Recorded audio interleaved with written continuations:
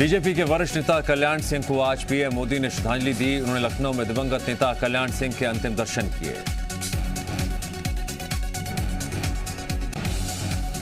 कल्याण सिंह के निधन पर यूपी में 3 दिन का राजकीय शोक घोषित किया गया। आज लखनऊ में अंतिम दर्शन के बाद उनका पार्थिव शरीर अलीगढ़ लाया जाएगा, जहां कल राजकीय सम्मान के साथ नरौरा में गंगा घाट पर उनका अंतिम संस्कार किया जाएगा।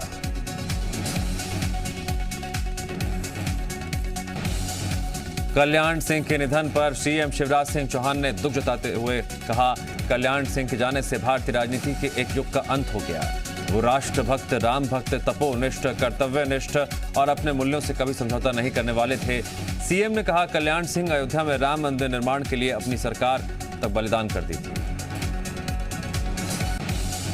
सीएम शिवराज सिंह ने कहा, कल्याण सिंह गरीबों, पिछड़ों, दलितों, किसानों के कल्याण के लिए हमेशा काम करते रहे। कल्याण सिंह के जाने से सार्वजनिक जीवन में जो शून्य हुआ है, उसे कभी नहीं भरा जा सकता। बीजेपी के वरिष्ठ नेता कल्याण सिंह के निधन की वजह से एमपी में भी शोक की लहर है। बीजेपी ने प्रदेश में चल रही जन आशीर्वाद यात्रा को 3 दिन के लिए स्थगित कर दिया है।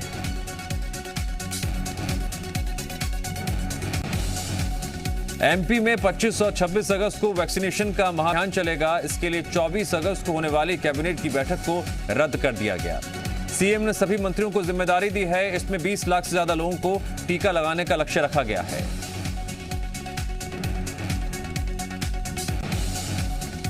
एमपी में 4 करोड़ के पार पहुंचा वैक्सीनेशन का आंकड़ा। सीएम शिवराज ने ट्वीट कर दी बधाई। देश में अब तक 58 करोड़ से ज्यादा लोगों को लगा टीका। मध्य प्रदेश में कांग्रेस विधायक बाबूलाल जंडेल का विवादित बयान। कहा, आदिवासियों को ना दें पीएम आवास का पैसा, दिया तो शराब में उड़ा देंगे आदिवासी।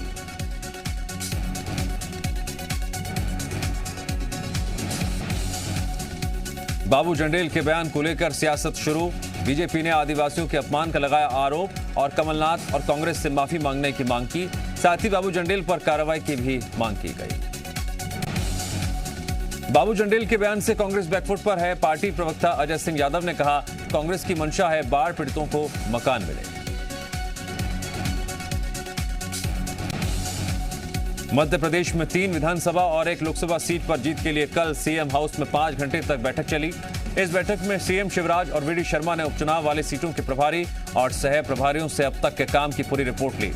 आलाकमान ने मैदानी नेटवर्क मजबूत करने के निर्देश दिए। बैठक में सभी प्रभारी नेताओं और मंत्रियों को दौरा करने के भी निर्देश दिए गए। इस बैठक में सीएम शिवराज, वीडी शर्मा, संगठन महामंत्री सुहास भगत मौजूद थे। बैठक में शामिल होने के लिए 4 सीटों के प्रभारी मंत्री, स्थानीय मंत्री, विधायक, संगठन के प्रभारियों को बुलाया गया था। आलाकमान ने सभी को 1 हफ्ते में रिपोर्ट देने का निर्देश दिया। विरोध के बाद बदला सीएम भूपेश बघेल ने मनेंद्रगढ़ जिले का नाम। अब मनेंद्रगढ़, चिरमिरी, भरतपुर होगा नए जिले का नया नाम। विधायक विनय जायसवाल, गुलाब कमरों ने सीएम से की थी मुलाकात। प्रमुख विपक्षी दलों के साथ हुई कांग्रेस अध्यक्ष सोनिया गांधी की बैठक पर केंद्रीय मंत्री नरेंद्र सिंह तोमर ने हमला बोला। तंज कसते हुए कहा, मीडिया में आने के लिए कांग्रेस को कुछ न कुछ करते रहना चाहिए। कांग्रेस में विपक्ष का नेता बनाने तक की हैसियत नहीं। नरेंद्र सिंह तोमर ने माना, अभी खाद की किल्लत रहेगी। उन्होंने कहा, बाढ़ के चलते ट्रांसपोर्टेशन में देरी हुई है, ये समस्या जल्दी हल हो जाएगी। किसान आंदोलन के चलते कई ट्रेन के रद्द होने पर बोले, पंजाब आंदोलन और दिल्ली आंदोलन दोनों अलग हैं। ग्वालियर में केंद्रीय मंत्री नरेंद्र सिंह तोमर ने एयरपोर्ट के लिए प्रस्तावित भूमि का निरीक्षण किया। ग्वालियर में एयरपोर्ट विस्तार के लिए आलू अनुसंधान केंद्र की 110 एकड़ भूमि चिन्हित की गई। ऐसे में आलू अनुसंधान केंद्र और एयरपोर्ट अथॉरिटी के अधिकारियों ने प्रस्तावित भूमि का निरीक्षण किया। एयरपोर्ट विस्तार के लिए मांगी गई 110 एकड़ जमीन में से 10 एकड़ जमीन का इस्तेमाल एयरपोर्ट मार्ग के लिए किया जाएगा। केंद्रीय कृषि मंत्री नरेंद्र सिंह तोमर ने कलेक्टर, जिला पंचायत सीईओ समेत एयरपोर्ट अथॉरिटी और आलू अनुसंधान केंद्र के अधिकारियों से प्रोजेक्ट पर बारीकी से चर्चा की।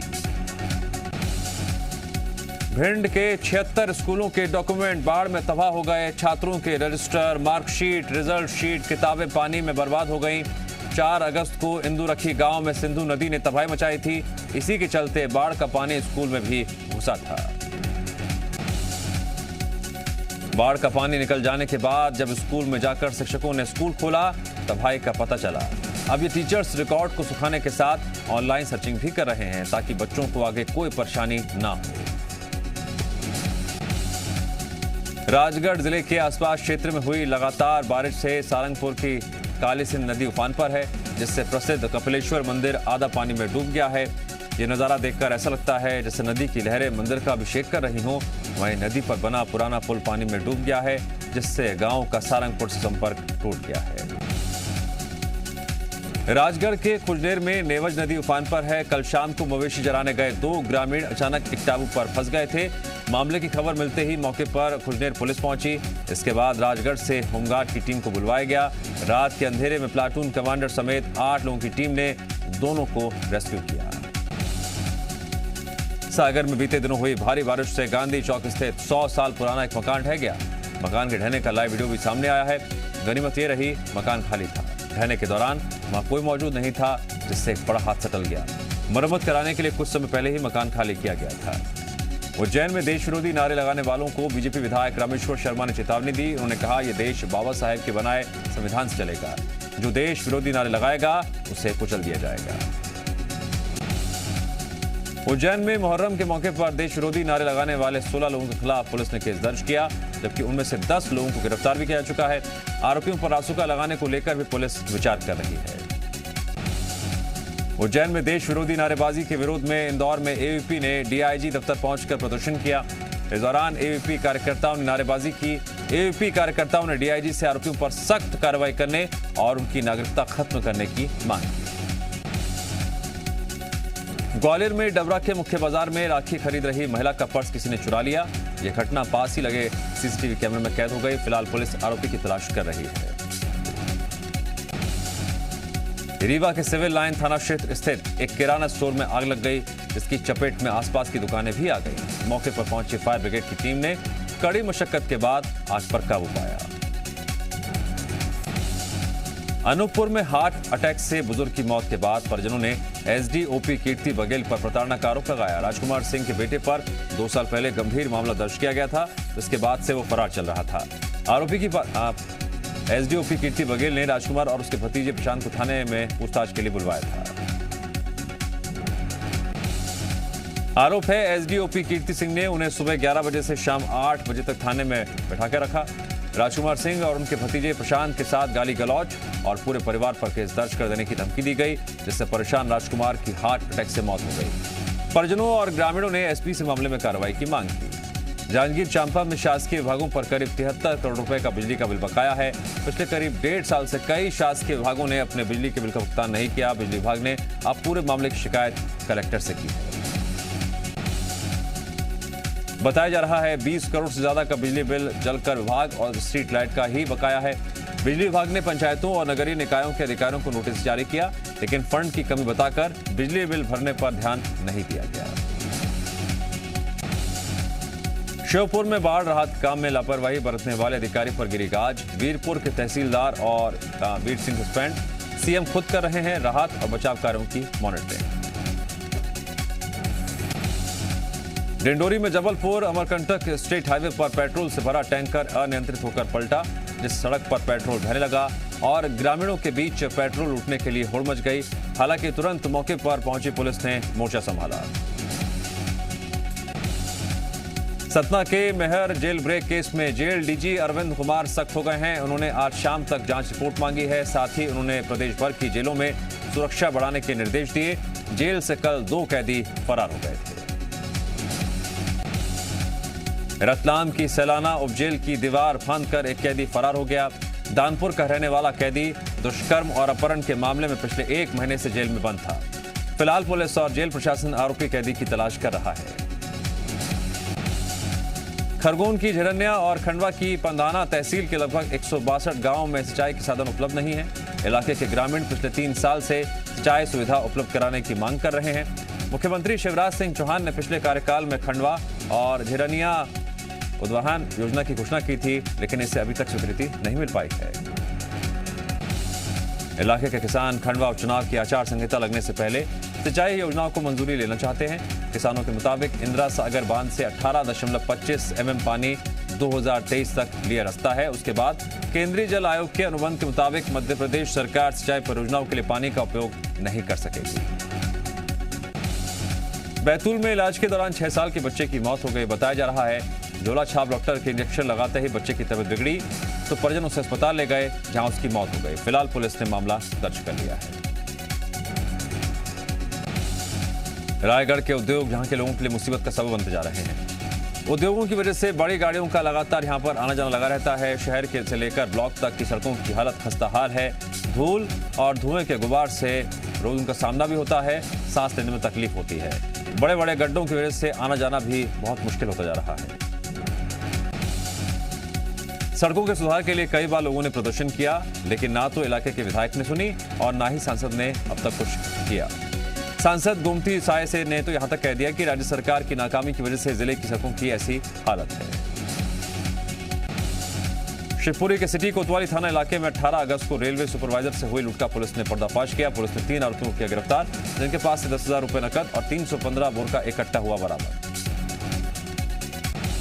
रायसेन में वन विभाग की टीम ने सागौन की लकड़ी ले जा रहे 9 लोगों को गिरफ्तार किया। सूचना मिलने पर वन विभाग की टीम ने घेराबंदी कर आरोपियों को गिरफ्तार किया। आरोपियों के पास से ट्रक के साथ साथ 3 बाइकों को भी जब्त किया गया है। बरामद लकड़ी की कीमत करीब 1,75,000 रुपए बताई जा रही है।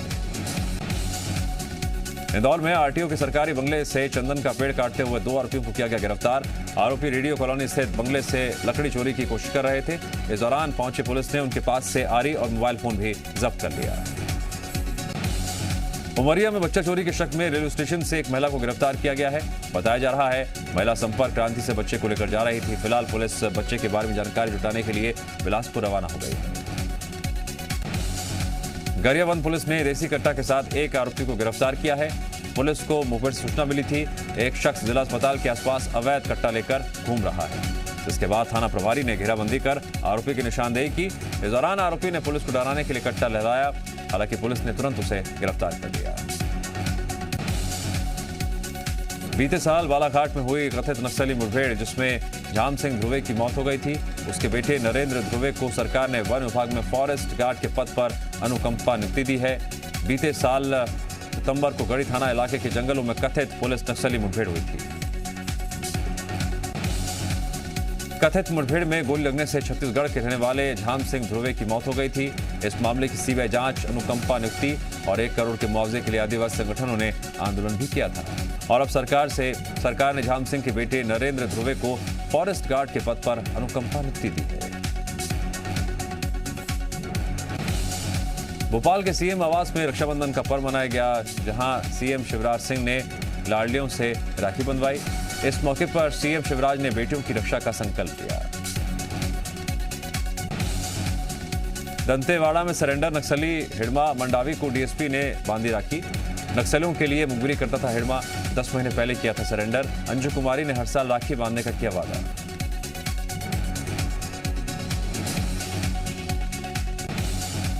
बेमेतरा में आज बीजेपी महिला मोर्चा की कार्यकर्ताओं ने थाने और चौकियों में तैनात पुलिसकर्मियों को राखी बांधी। पुलिसकर्मियों ने भी बहनों की रक्षा का वचन दिया।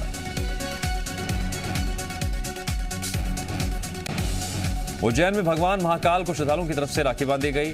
बाबा का विशेष श्रृंगार किया गया। राखी बांधकर लड्डुओं का महाभोग लगाया गया। मान्यता है उज्जैन में हिंदू धर्म का त्योहार सबसे पहले महाकाल मंदिर में मनाए जाते हैं। मंदसौर के भगवान पशुपतिनाथ मंदिर में रक्षाबंधन का पर्व मनाया गया। बड़ी संख्या में महिलाएं मंदिर पहुंचकर भगवान पशुपतिनाथ को राखी बांधी। इस मौके पर उन्होंने अपने परिवार की खुशहाली की कामना की। इंदौर के खजराना गणेश मंदिर में 4 फीट चौड़ी राखी भगवान गणेश को बांधी गई। पिछले 14 सालों से इंदौर का पालरिचा परिवार राखी बनाकर खजराना गणेश मंदिर में अर्पित करता है। बैतूल के राजेंद्र सिंह चौहान उर्फ केंडू बाबा की शहर भर में 500 से ज्यादा बहनें हैं जो उन्हें पिछले 21 सालों से राखी बांधती आ रही हैं। हालांकि इस बार प्रशासन ने केवल 150 राखियां बंधवाने ही की इजाजत दी है। छत्तीसगढ़ में बहनें जेल में बंद अपने भाइयों को इस बार भी राखी नहीं बांध पाएंगी। कोरोना की संभावित तीसरी लहर के चलते जेल मुख्यालय ने बहनों को राखी बांधने की अनुमति नहीं दी। हालांकि जेल में बंद अपने भाइयों को बहनें लिफाफे में राखी, टीका और चावल भेज सकती हैं। रायपुर में बालिका गृह की बालिकाओं ने रक्षाबंधन के मौके पर खूबसूरत राखियां तैयार की। ये राखियां घरेलू सामग्रियों से तैयार की गई हैं। शासकीय बालिका गृह के अधीक्षक रत्ना दुबे ने बताया, राखियों के निर्माण में मौली, रोली और मोतियों का इस्तेमाल किया गया है। राखियों की बिक्री से मिलने वाले पैसे लड़कियों के खाते में ट्रांसफर किए जाएंगे, जो उनकी पढ़ाई में खर्च किए जाएंगे। बालिका गृह में 18 साल से कम की 40 बेसहारा बच्चियां रहती हैं। आज देश भर में रक्षाबंधन का त्यौहार धूमधाम से मनाया जा रहा है। ओडिशा के सैंड आर्टिस्ट सुदर्शन पटनायक ने इस मौके पर लोगों को पर्यावरण संरक्षण का संदेश दिया। उन्होंने पुरी के समुद्र तट पर खूबसूरत राखी बनाई। अफगानिस्तान से भारतीयों की वतन वापसी का सिलसिला जारी है। आज भारतीय वायुसेना का ग्लोब मास्टर विमान 7 भारतीयों समेत 168 लोगों को लेकर काबुल से गाजियाबाद के हिंडन एयरबेस पहुंचा। अफगानिस्तान से निकाले गए 87 भारतीय दिल्ली पहुंचे।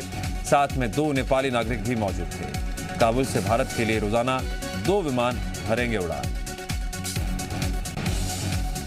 काबुल में मोस्ट वांटेड आतंकी खलील हक्कानी का दावा, अहमद मसूद जूनियर से फोन पर हुई बात। खलील हक्कानी ने कहा, मसूद जूनियर से मिला है तालिबान का साथ देने का आदेश। ताइवान का चीन पर दोहरा रवैया अपनाने का आरोप, कहा तालिबान की तरह चीन ताइवान पर करना चाहता है कब्जा। चीन लगातार कर रहा है अमेरिकी धोखे की बात।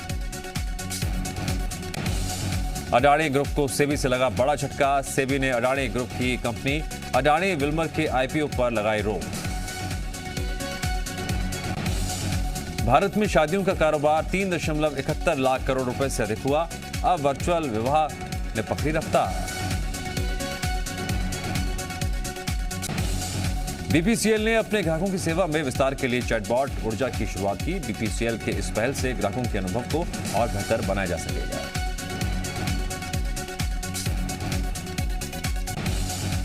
रक्षाबंधन पर बैंकों ने लगाई ऑफर की झड़ी। शॉपिंग करने पर एसबीआई 20% का डिस्काउंट उपलब्ध करा रही है, तो वहीं एचडीएफसी बैंक 100 रुपए कैशबैक दे रहा है। होशंगाबाद में हॉकी खिलाड़ी विवेक सागर का शानदार स्वागत किया गया। इस मौके पर जिले के तमाम अधिकारियों के साथ ही जनप्रतिनिधि मौजूद रहे। इस बार ओलंपिक में भारत ने जर्मनी को हराकर पूरे 41 साल बाद मेडल जीता था। रॉयल चैलेंजर्स बेंगलुरु से जुड़ी बड़ी खबर सामने आई। टीम के मुख्य कोच साइमन कैटिश ने अपने पद से इस्तीफा देने का फैसला किया है। नीरज चोपड़ा के नाम पर होगा पुणे आर्मी स्टेडियम। नामकरण समारोह में रक्षा मंत्री राजनाथ सिंह होंगे शामिल।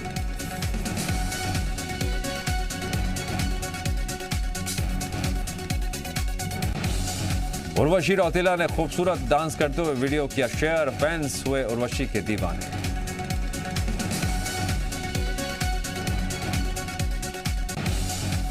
मौनी रॉय का नया वीडियो आया सामने। वीडियो में मौनी डांस का टशन दिखाते हुए आ रही हैं नजर।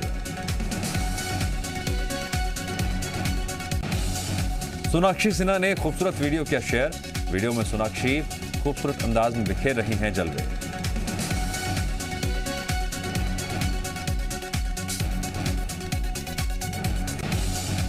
दिशा पाटनी का मजेदार वीडियो आया सामने। वीडियो में दिशा जुल्फे लहराती हुई नजर आ रही है।